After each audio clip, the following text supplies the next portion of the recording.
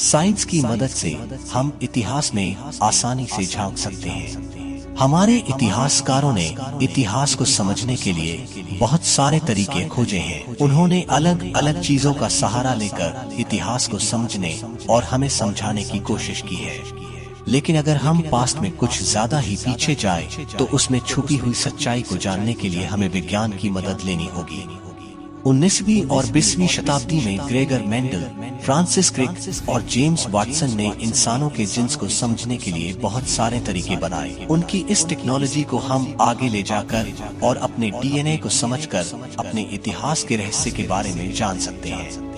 इंसानों के डीएनए को हमने सन 2000 में पूरी तरह से समझा लिया था। अब हम इंसान के डीएनए की तुलना उन जानवरों से मिले हुए डीएनए से कर सकते हैं जो लाखों साल पहले मर चुके हैं। इससे हम उनके और अपने बीच के संबंधों के बारे में जान सकते हैं। आज इंसानों को होमो सेपियंस कहा जाता है, लेकिन इनसे पहले बहुत से दूसरे जीव भी थे जिन्हें हम होमो निएंडरथैलेंसिस, होमो हैबिलिस, होमो एस्टर, होमो हिडेलबर्जेसिस और होमो इरेक्टस कहते हैं। होमो इरेक्टस पहला ऐसा बंदर था जो सीधे खड़े होकर चल सकता था।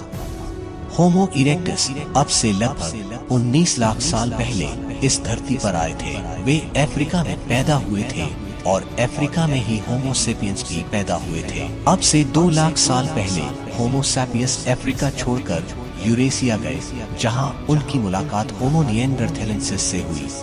होमो सेपियंस और होमो निएंडरथैलेंसिस ने मीटिंग की। आज जिन्स को अच्छे से समझने के बाद हमें यह पता लगा है कि एक यूरोपियन के डीएनए का 2.7% भाग होमो निएंडरथैलेंसिस से मिलता है। समय के साथ होमो निएंडरथैलेंसिस मिट गए, पर उनके अंश आज भी हमारे अंदर मौजूद है। अगर आपको हमारी इस वीडियो से कुछ सीख मिली है तो वीडियो को लाइक, शेयर और चैनल को सब्सक्राइब करके जाइए।